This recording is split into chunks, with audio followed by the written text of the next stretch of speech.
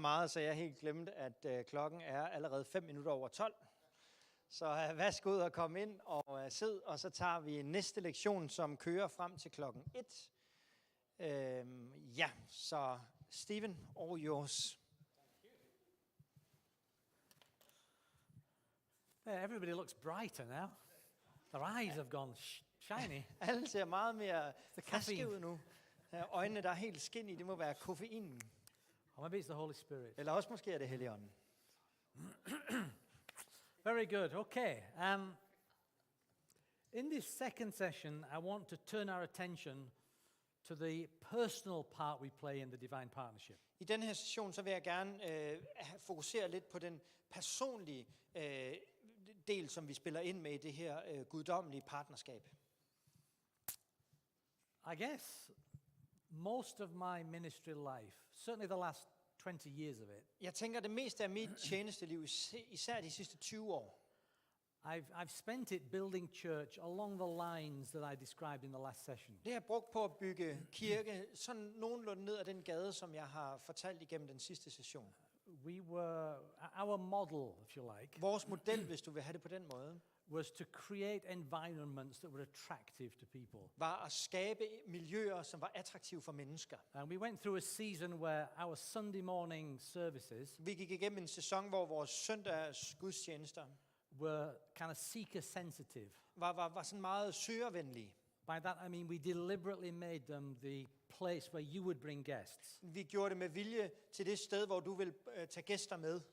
So effectively every Sunday morning was a gospel service. Så faktisk så hver morgen, det var sådan en evangelistisk gudstjeneste, eller sådan en udadvendt Then gudstjeneste. everything else we moved from that service onto a Sunday evening or to a midweek. Og alt derfra flyttede vi hen til søndag aften, eller til noget, der foregik i midtugen. Sunday morning wasn't about sort of building the saints. Så søndag morgen handlede ikke om at gøre de hellige klar, It eller wasn't bygge dem. about feeding you in the word Og det handlede måske heller ikke om at føde dig med ordet, or creating a moment for you had to have an encounter with the Holy Spirit. eller skabe et øjeblik, eller et møde med Helligånden. It became, as a church, as a family, Det blev som kirke, som familie, we are all on mission. så er vi alle sammen på mission. And we will construct the service in a way which makes it helpful to guests. Og vi vil skabe gudstjenesten på den måde, at den er hjælpsom over for gæster. And we will do no other evangelistic events at all. Og så gør vi ud over det ikke nogen andre evangelistiske events. So part of our plan was to re-educate the church, Så en del af vores plan var at undervise igen kirken på ny. to stop relying on certain evangelistic events in a year. At de sådan skulle prøve at læne sig op af nogle evangelistiske events, som nu kom ind i løbet af året. And it kind of worked to a point. Og det virkede frem til et vis punkt. And the thing it really did Det faktisk gjorde, eller som det rigtig gjorde, was it helped many of our people wake up at det hjalp mange af vores mennesker med, eller folk ligesom med at vågne op. and realize church isn't just for us. Og forstå, at kirke handler ikke kun om os. I mustn't make it all about me. Jeg må ikke lave det hele bare om mig. It's about others. Det handler om andre. And this is where we can bring some of those others in. Det er her, hvor vi kan tage nogle af de andre ind.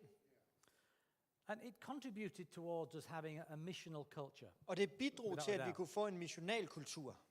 We grew from about 350 to 2,000 Vi voksede i en periode fra 350 og frem til 2.000 medlemmer in a period of 7 years. på 7 år.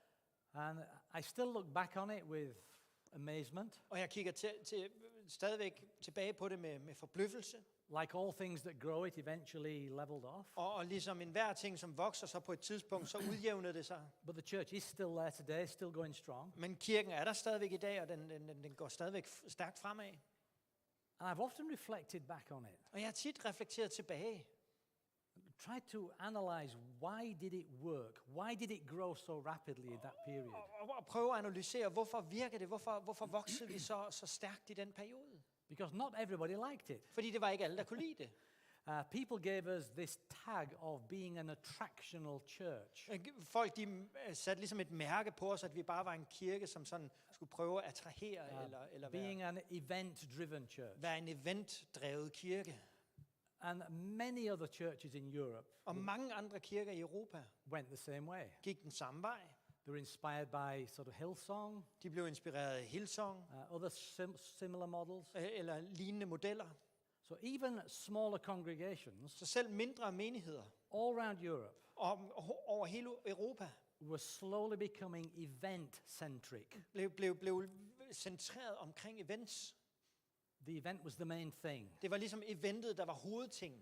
And they were losing some sense of connectivity Og de mistede ligesom en form for det at høre til. to just being disciples of Jesus 24/7. Til det her med bare at være Jesu disciple 24/7. And that's created some problems, Og det skabte virkelig nogle problemer. which maybe I'll reference in a minute. Og det skal jeg referere til lige om lidt.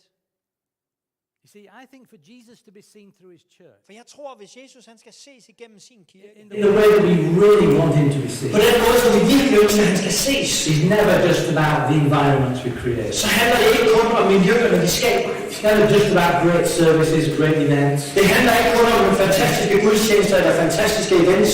great programs, Så fantastisk gode great programmer, small groups. gode livsgrupper.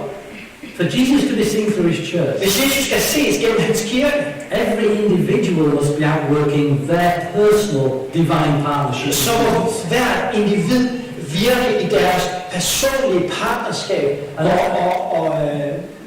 med at bygge kirken. And at the heart of that is how each believer sees themselves. Og i hjertet af det er, hvordan enhver troende ser sig selv. I wonder how you see yourself. Jeg kunne godt tænke mig at se på, hvordan du ser dig selv. What are you? Hvad er du? Say, well, I'm a spiritual person. Jeg er en åndelig person. I'm a believer in God. Jeg er en, der tror på Gud. Well, I'm a member of this church. Jeg er medlem af den her kirke her. Or maybe you think, I'm a convert to Christianity. Jeg er en, som er omvendt til kristendom. I'm on my way to heaven. Jeg er på vej til himlen. I'm part of a global spiritual family. Jeg er en del af en global åndelig familie. All true. Det hele er sandt. Great. Fantastisk.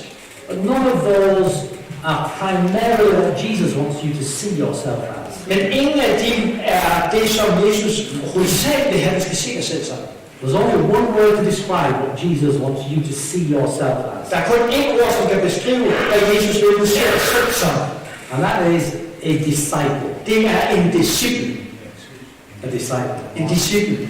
Not a commonly used word these days. Det er ikke et ord, som vi bruger særlig meget i dag. Discipleship Discipleskab has become something different to what it should be. det er blevet noget andet, end det burde være. But I would suggest to you, you can be all the things that we just mentioned. Du kan være alle de ting, som vi har nævnt. You know, a spiritual person, a believer in God, En åndelig person, en der tror på Gud. convert to Christianity. En der omvender til kristendommen.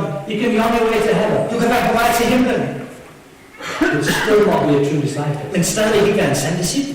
All the power Al kraft is in being a disciple. ligger i at være en disciple. Making Jesus known to the world is seen through the way you follow him. At gøre Jesus kendt over for verden ses igennem den måde, du følger sig på. You see, converts are born. Se, omvendte, de er født. At a point in time, you are born again. På et tidspunkt i dit liv, så blev du født på ny.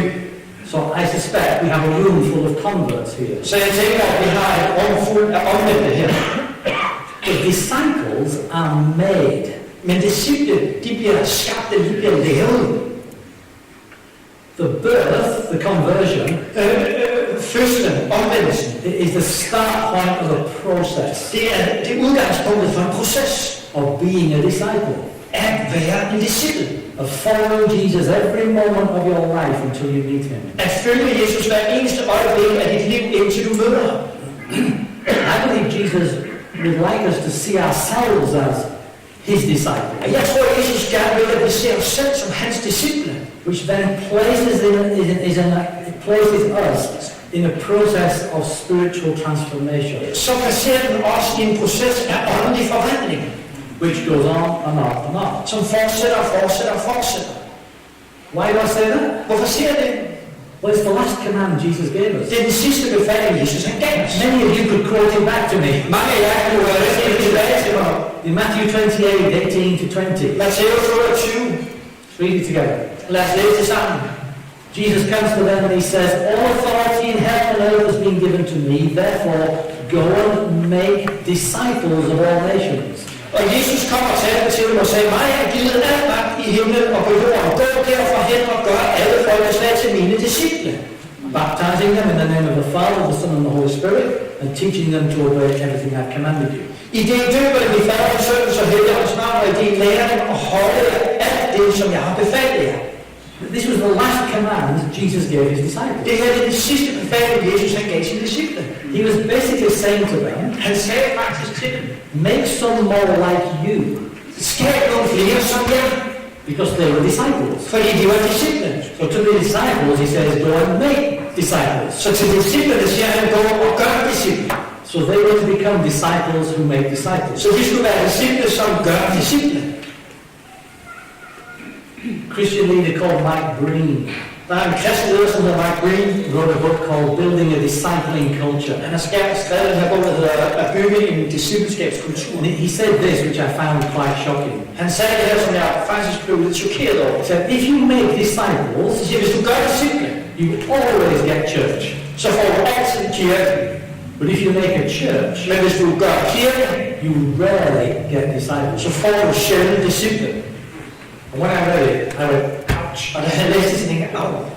Because I'll be honest, Fordi jeg skal være helt ærlig. sometimes I've looked out at my church Nogle gange så har jeg kigget ud på min kirke, and it's dawned on me. og så er det gået op for mig. We built something which is accessible and which is relevant and attractive. Vi har bygget noget, som er tilgængeligt, som er relevant, som er attraktivt. Great environment. Fantastiske miljøer. It's sort of contemporary and understandable. Og det er til at forstå, og det er nutidigt. But sometimes I just wonder whether we've pampered to the consumerist mentality of Western Europeans. Men nogle gange så tænker jeg, om vi er gået tilbage til sådan en forbrugermentalitet af vestlige europæere. So I've created something that can come and watch, Som vi har skabt noget, der bare kan komme og se på. which is engaging and informative. Som er informativt og som er medlevende. But I've observed people coming each Sunday, Men jeg har set mennesker, som kommer hver søndag. and we never see them between Sundays. Og vi ser det aldrig mellem søndagerne. I'm not even sure that they're walking with God between Jeg Sundays. er ikke engang sikker på, at de vandrer sammen med Herren i løbet af ugen.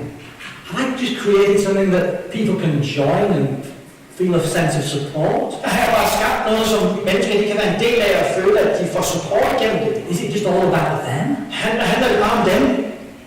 Is it just creating events where they can have a spiritual experience for a moment? Handler det bare om at skabe events, hvor de kan få en åndelig oplevelse for et øjeblik? But don't have a deep, life-changing experience that lasts through the week. Men ikke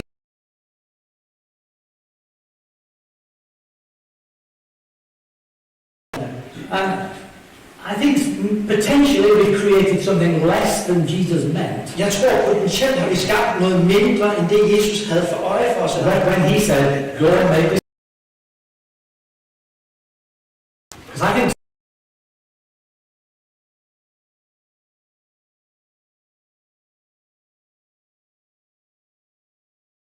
as I like. Og ikke så mange disciple blandt de omvendte, som jeg kunne tænke. I've got members, Jeg har medlemmer, converts, omvendte, people calling themselves Christian. og mennesker, som kalder sig selv kristne. But how many of them are active disciples? Men hvor mange er dem af aktive disciple, Who've got their eyes on Jesus, som har deres øjne på Jesus 24/7, 24/7, resolutely following him with all their heart. som helt bestemt følger ham med hele deres hjerte. See, being a disciple is very different to being a convert. For det at være disciple er anderledes end det at være omvendt. It's very different to attending church. Det er meget anderledes end bare at deltage i kirken. So I think unless you see yourself primarily as a disciple, Så medmindre du ser dig selv hovedsageligt som en disciple, and your discipleship is therefore active, og dit discipleskab derfor er aktivt, and you're in a personal process of spiritual formation, og du er i en proces af åndelig formation, it's less than the best. så er det mindre end det bedste. And therefore Jesus is not revealed to the world through my life as brightly as he should be. Og hvis du ikke er der, så bliver Jesus ikke vist så tydeligt igennem mit liv, som han ved. So I think it's our willingness to be disciples Så jeg tror, det er vores villighed til at være disciple, that best show Jesus to the world. som på den bedste måde viser Jesus til verden. Well, let's just think for a minute. What is a disciple? Lad os tænke over det øjeblik. Hvad er en disciple? Well, for a start, it's the main term that's used in the Gospels and Acts to describe the followers of Jesus. Det er det ord, som er brugt til at beskrive, som mest er brugt til at beskrive dem, der holder Jesus i ordet. The Greek term is metathetes. Det græske term er metathesis. It means a learner, En som lærer, in the sense of learning from someone you're following as an adherent. på den måde, som at du lærer fra en, som følger efter en lærer. And those 12 disciples Og de her 12 disciple, that follow Jesus som fulgte efter Jesus, become our model. de bliver vores model. Now, if you examine their lives and the way they follow Jesus, Hvis du undersøger deres liv og den måde, de følger Jesus på, every single one of them made a clear decision to follow him. så tog hver af dem en klar beslutning om, at de ville følge ham. It started at a point in time Det startede på et tidspunkt i deres liv, when Jesus said, "Follow me," hvor Jesus siger, følg efter mig. and they took a step of obedience and started following Og him. så tog de et lydighedsskridt og begyndte at følge ham. They left their past life behind, De efterlod deres liv bag ved dem. and life became all about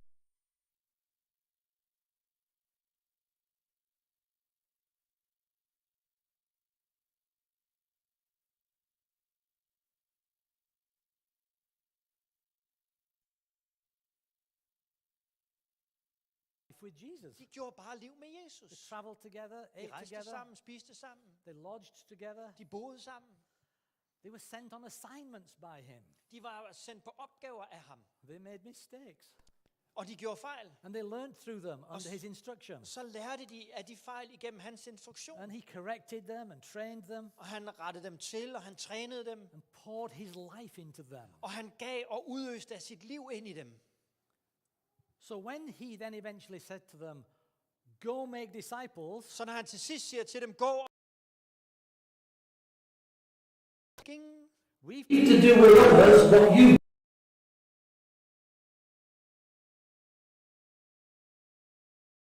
exactly what he meant, De vidste nøjagtigt, hvad han mente, because they'd been those disciples. fordi de havde været de disciple. I think for us it throws up some fundamental questions. Jeg tror for os stiller det nogle fundamentale spørgsmål. Am I a true disciple? Er jeg en sand disciple? Not am I saved, Ikke er jeg frelst, but am I following? men følger jeg efter. Am I being transformed by following Jesus? Jeg er forvandlet efter det at følge Kristus eller Jesus. And am I making others like myself? Og skaber jeg andre som mig selv. Because if I see myself as a disciple of Jesus, For hvis jeg ser mig selv som en Jesu disciple, and he says, "Steve, og han siger, Steven, go make disciples," gå ud og gør disciple, I have to make some more like me. så må jeg gøre nogle flere som mig. But what if everybody in my church looked like me? Men hvad hvis alle sammen i min kirke lignede mig? What if everybody in my church followed Jesus the way I follow him? Hvad hvis alle i min kirke fulgte Jesus på samme måde, jeg følger Jesus? That's a challenge. Det er en udfordring. Because sometimes I'm really bad at following Jesus. For nogle gange er jeg virkelig dårlig til at følge Jesus. And we go, thank God everybody's not following Jesus as poorly as I do. Men tak for, at ikke alle følger Jesus så dårligt som jeg gør. Well, that's the challenge Jesus gave those 12. Men det er en udfordring, som Jesus gav de 12. Go make someone like you. Gå og gør nogle flere som jeg.